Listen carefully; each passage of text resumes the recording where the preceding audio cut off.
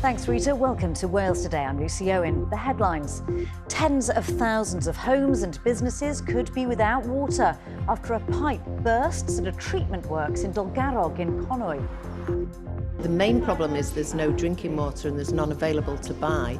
I wash with the baby wipe and it's the problem with the toilet, flushing the toilet. Welsh Water say it could take more than 48 hours to fully restore the water supply here in Conwy County. Also in the programme, ferries sail once again from Holyhead Port after all services were cancelled for more than a month following damage caused by Storm Dara. The port is wider than HGVs going through the port of Holyhead. It's linen companies, it's garages, it's recruitment companies, it's the food outlets, everything has been affected here. An inquest hears Leon Adams died nearly 23 years after he was brutally attacked in Cardiff. And this wedding video was discovered in an antique shop by a student. Almost 60 years after her big day, Beryl Davis finally gets to see it. I was blown away. I couldn't believe it, and I just want to thank him very much for buying the tape and for sharing it.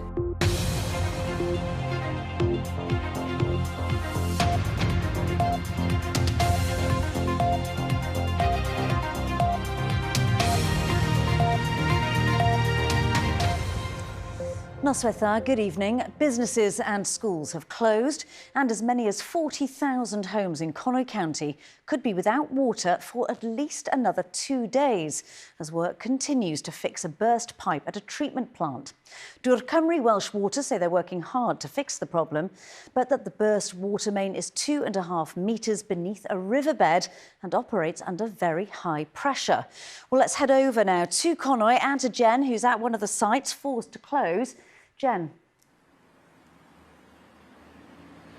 Well, yes, that's right, Lucy. It's very impressive, isn't it? It's one of Wales's World Heritage sites, a big draw for visitors to this part of North Wales.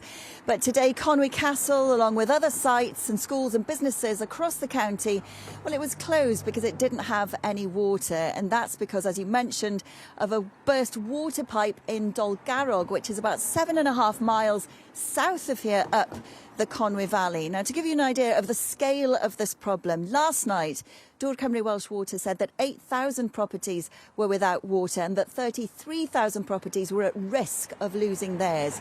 So tonight, up to 40,000 properties across Conwy County are without a water supply. Now, Cymru were hoping to fix the issue by this evening, but we're now being told it could be 48 hours after they manage to fix the pipe before the water supply is fully restored. They also say that their priority is to deliver bottled water to around 5,000 vulnerable customers. Well, let's take a look now at the impact of this incident with our reporter Sean Tuttle. A busy day contacting customers rather than cutting hair. There's no need for hairdryers here at Worthy Hairdressing today. They're just one of several businesses in Conwy struggling with no water.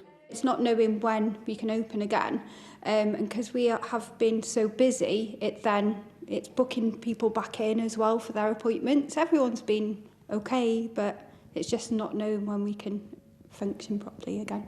It's not just businesses. 8,000 homes lost their water supply last night, and Cymru say another 33,000 are at risk as repairs continue. This afternoon they confirmed that because of the location of the burst pipe, 2.5 metres under a river, it could take more than 48 hours for some customers to get their water back. We've been to buy water and several places and there is no water, so we bought 2 bottles of soda water just in case it's needed, and I wash with the baby wipe and it's the problem with the toilet, flushing the toilet. The main problem is there's no drinking water and there's none available to buy, and they haven't been and supplied any. Thousands of pupils across Conwy County woke up this morning to find out that they had no school. That's because there were 5 schools closed from this morning due to the water issue in Dolgarrog. And as the day's gone on, the situation has impacted more people, with this one of a number of schools that have had to close at lunchtime because of the issue. Conwy Castle, Conwy Library and the National Trust's Bodmin Gardens have all had to close. But some small businesses have stayed open despite the challenges. I have cold drinks, I have orange juice, I make cakes, desserts, croissants, I can make sandwich, pizza, lasagna, not suppose you will make coffee and tea today, but it's okay, I open. If not, coming people, no problem. Dŵr Cymru say delivering bottled water to vulnerable customers has been its priority today, with bottles being sourced from as far as Scotland because of a shortage in supply. There are plans for bottled water stations to be in place tomorrow. The health service has also been impacted by the burst pipe, with some local GP surgeries having to cancel in-person appointments and 3 hospital sites relying on water tankers to ensure services aren't affected. We need to make sure the water is of the right standard, and then we'll get people back in supply, so it could take 48 hours plus. We're going to do all we can to mitigate that. As I say, we're working 24/7 on site. We'll continue to do that, and if we can do it any quicker, we will. But what I'd rather do is try and be realistic with our customers. It could take 48 hours plus. It's been a tough day for the thousands of customers who've had to do without running water. But with the repair work taking longer than expected, the taps could continue to run dry for some for days. Well, I'm joined now by Councillor Gronwy Edwards. Thanks for coming along. What about the scale of this? Have you ever seen disruption to the water supply on this scale before? Certainly not on this scale with such a large affected area. No, I haven't, and it's significant, the area that has been affected by this. What about the impact on businesses and on individuals? It'll have a severe impact. I'm a farmer. I have no water for the sheep in the sheds. Many businesses around here are tourism. They're reliant on obviously our water for bathing and showering and all these things in the hotels and such venues. And there are many businesses that will struggle, and also an awful lot of vulnerable people that without water supplies. And what about the support that's available for people? Welsh Water said they have been delivering bottled water. Well, yes, to the vulnerable, and that's only just taking off. I think part of the problem is the scale of the area they need to cover, and I think they presumed that they would be able to bring the water back quicker than they will do. We've been hearing anecdotally that shops and supermarkets have been running out of bottled water. What's your experience of that? Well, I came down to Conway very early this morning, about 7:30. And even then, the local spa was running out of water, and I think by now most supermarkets in the area are without water. Yeah. What would you like to see happen now? Well, certainly we need to get better communications. I was in a meeting with the Wales Water bosses earlier on. They need to realise that to mobilise the local infrastructure, because they've relocated most of the headquarters down to Cardiff now, so it's that disconnect to a degree. I would like to see far better communication for our residents, because I think this problem is likely to go on for another 3 or 4 days. And a last question to you, Gronwy. What's your advice to businesses? Like, I was walking up and down the high street earlier, it's very quiet, lots of restaurants and shops closed. What's your advice to them over the next couple of days? Well, obviously keep an eye on all the web pages to find out the information. Conway itself is putting as much information as we receive from Welsh Water, and hopefully tomorrow there will be collection points to pick up fresh water. OK, Councillor Gronwy Edwards, thank you very much for coming along this evening. Well, the people that I spoke to on the high street earlier on, they were certainly crossing their fingers that this water supply will be restored as soon as possible. We will keep you updated, but for now, back to you, Lucy. Jen, thanks very much. Jennifer Jones there at Connaught Castle. And staying in North Wales, for the first time in more than 5 weeks, ferries have been sailing out of Holyhead Port. That's after all services were cancelled following damage caused by Storm Dara. There'll be 8 sailings a day on a temporary timetable, while the second of 2 damaged berths is repaired. The closure caused huge disruption for ferry passengers and freight traffic at what is the UK's second busiest port. Here's Brendan Williams.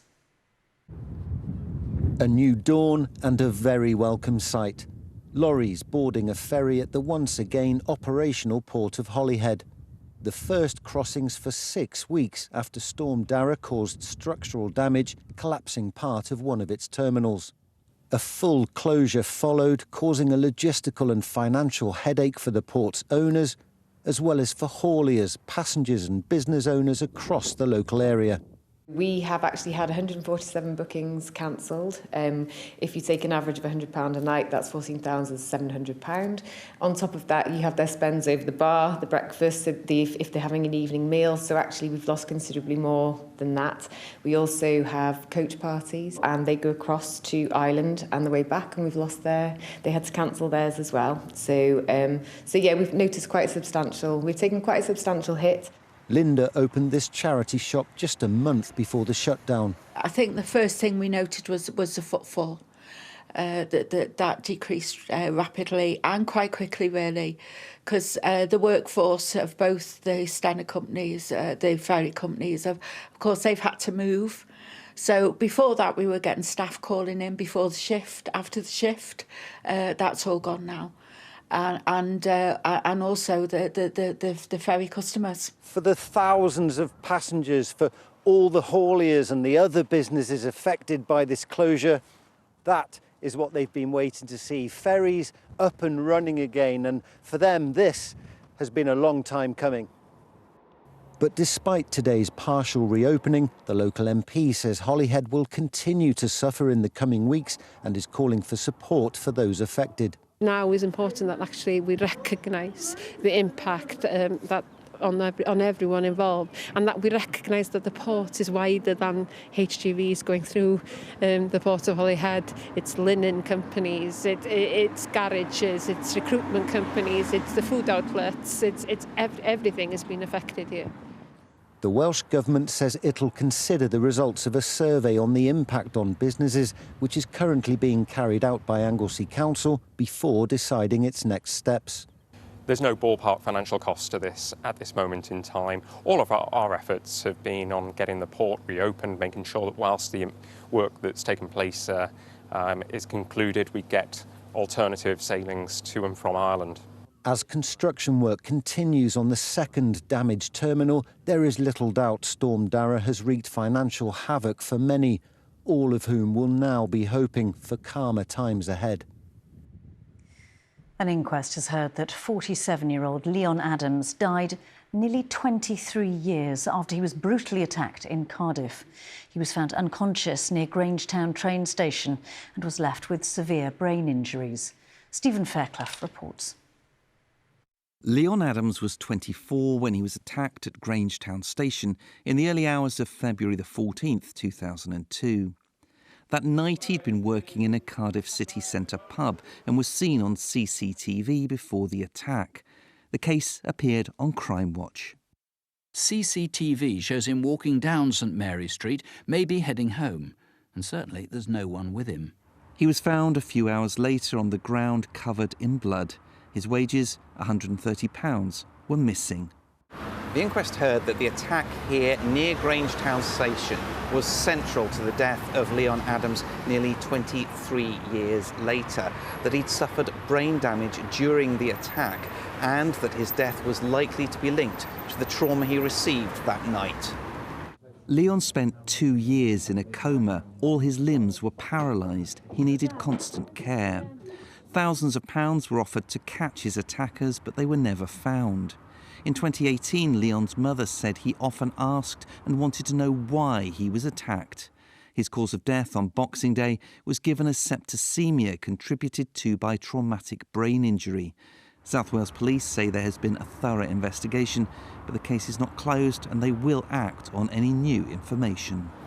The coroner said that the passage of more than 20 years will affect the gathering of evidence and the timing of the inquest. There will be a pre-inquest review in the summer, and he passed on his condolences to Leon's family and friends. Stephen Fairclough, BBC Wales Today, Grangetown. Now, as the country tries to head towards net zero, more places are needed to store electricity as we come to rely on renewable energy. But a row in Denbighshire has highlighted some of the difficulties. A proposal's been made to build one of the UK's biggest battery storage facilities on fields near Corwen. But there are concerns among local people about the potential of fires and explosions. A public meeting is being held tonight. David Evans has more. This is what the Unikellin battery farm could look like, according to the developers. Shipping container-sized units full of lithium-ion batteries which would store excess energy from renewable sources.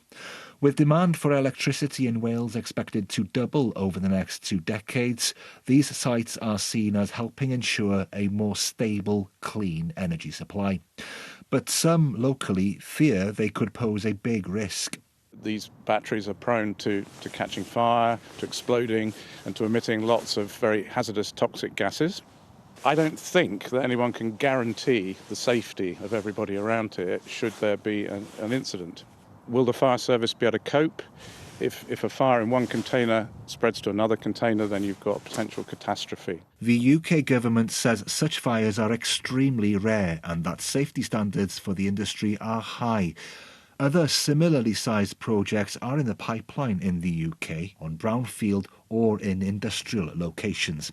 The Ynni project would be just outside an area of outstanding natural beauty and close to a planned new national park. They'd struggle to get fire engines up here, they'd struggle to get the water to put it out, and then also all the contamination from the water, which is apparently horrendous, all that water would then drain off the site and eventually lead into the River Dee.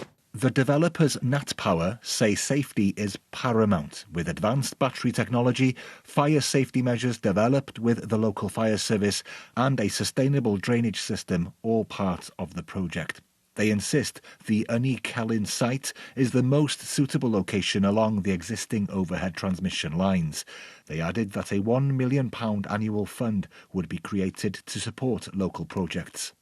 The landowners told me they also lived very close to the site and that they wouldn't have agreed to the project if they didn't think it was safe. They added that they'd received strong reaction to the proposals and that they respected other people's right to opinion. David Evans, BBC Wales Today, Gwyddelwern. You're watching Wales Today. Still to come in the programme. A bride sees her wedding video almost 60 years after her big day, after it was found by a student in an antique shop. And most of Wales has been sunny today, but some places, including Cardiff, have been cold and foggy. And have you seen one of these? This is a fog bow, and I'll tell you later how one is formed. Stay tuned.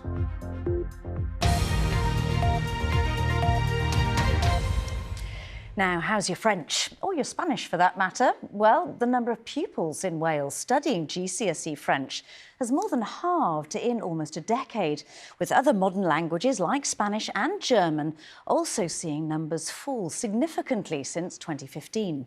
One teacher says Brexit and COVID have played a part. Jacob Morris reports. La casa de mis abuelos. Like many schools, Ysgol Llangynnwyd in Maes Teg only offers one foreign language, and that is Spanish. It'll be useful in my future because I want to be like a professional dancer, and so if I travel around the world, then it's definitely useful to have another language. I think it's very useful, especially in a work environment. If someone speaks Spanish and they need help, like talking to staff or something, then that's useful. But despite the enthusiasm of these pupils, fewer children across Wales are learning them. The number of pupils studying French at GCSE has more than halved in almost a decade, with the number studying Spanish also decreasing significantly. And with only a few hundred studying German, there is a real fear that many pupils today aren't having a fair chance to study a modern language. The trend is also mirrored at A-level, with fewer pupils studying Spanish, French and German in comparison with a decade ago. The COVID years have had a knock-on effect on modern languages and the study of modern languages in recent times. A lot of our pupils don't see a lot of point in learning languages which are beyond what they speak in their locality. Obviously, with us being outside of the European Union now, maybe children don't see a point in us conversing and learning a language and a culture. A change of mindset is needed, according to Eileen Roberts, whose career as a geopolitical and cybersecurity analyst has taken her all over the world. If we look more towards the European continent, languages are just a part of the school, basically. So they're seen as one of those key skills that you need to develop in order to be able to go on in life. The Welsh Government says the curriculum ensures that every child has the ability to learn at least one international language. Although this school has seen a slight increase in uptake this year, the hope for something of a renaissance in the study of modern languages feels far from becoming a reality. To Merthyr now, where the fans who own the football club there have a big decision to make. In the coming weeks, they'll vote on whether to leave the English League to join the Cymru Premier. The Football Association of Wales are offering a deal worth up to £6 million to join Wales's top domestic league. Thomas Davydd has been finding out what people in the town make of the proposal. There's been a football club in Merthyr for more than a century.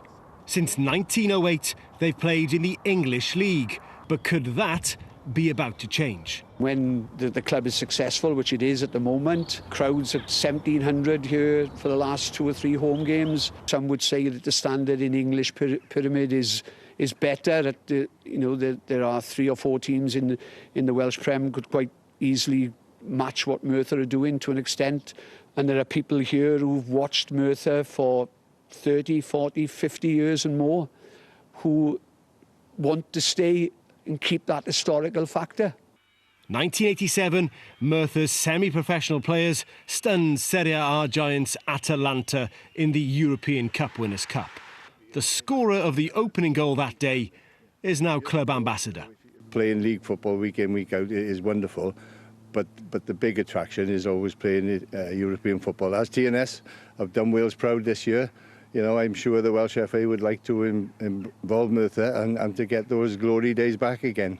In a letter to the owners, the Football Association of Wales says it would commit £2 million towards improving the infrastructure of the ground here, and a further £250,000 over 5 years for competing in the Cymru Premier, as well as cash for the 4G pitch and a television gantry.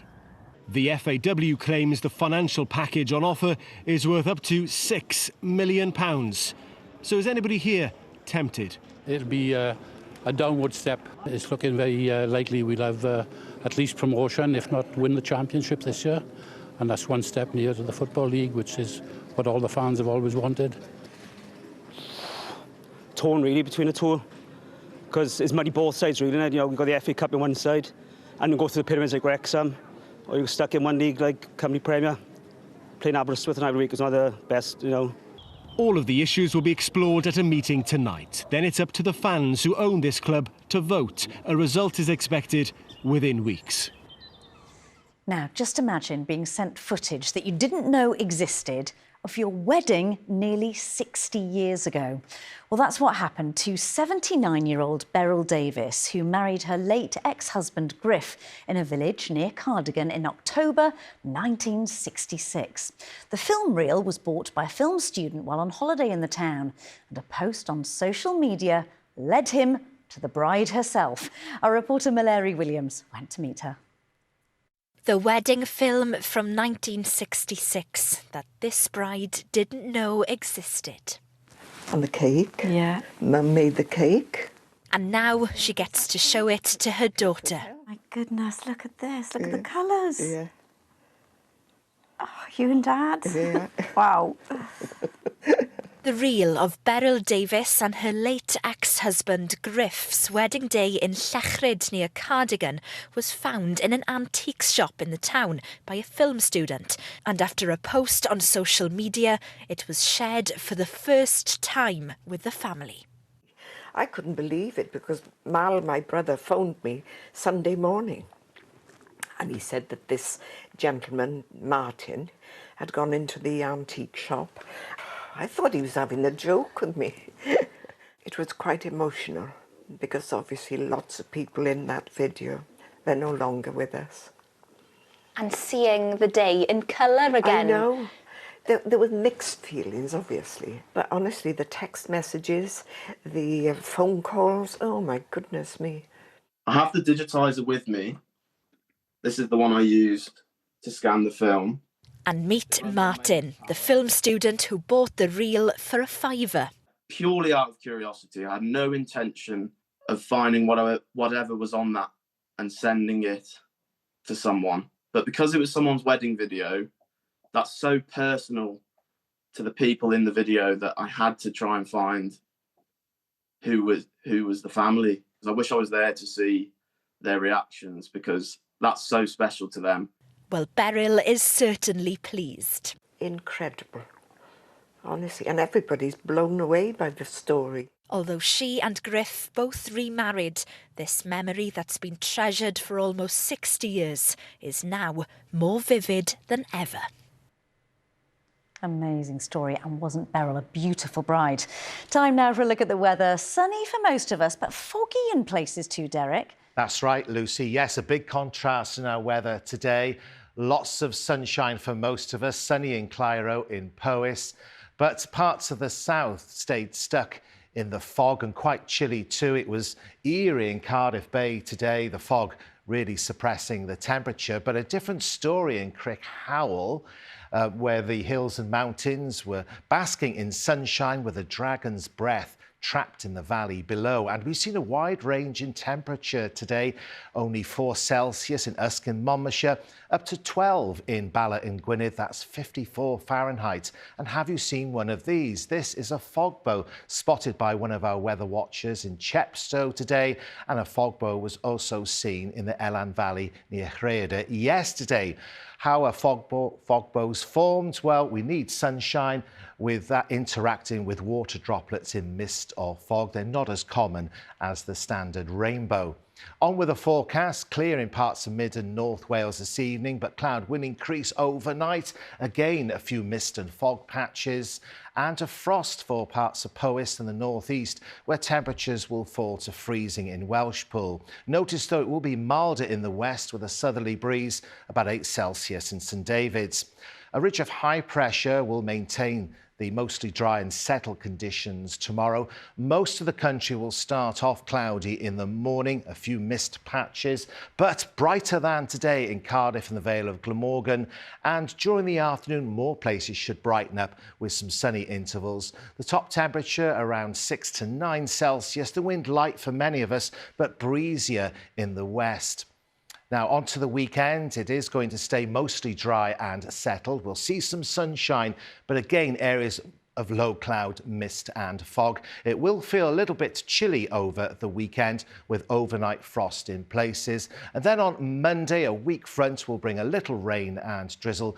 Drier and brighter on Tuesday, but later in the week, signs of a change, turning more unsettled, wetter and windier. That's it. Back to Lucy. Derek, I had never heard of a fog bow, so thank you very much indeed.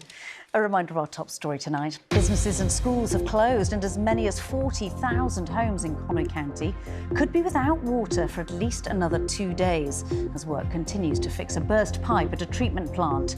Dŵr Cymru Welsh Water say they're working hard to fix the problem.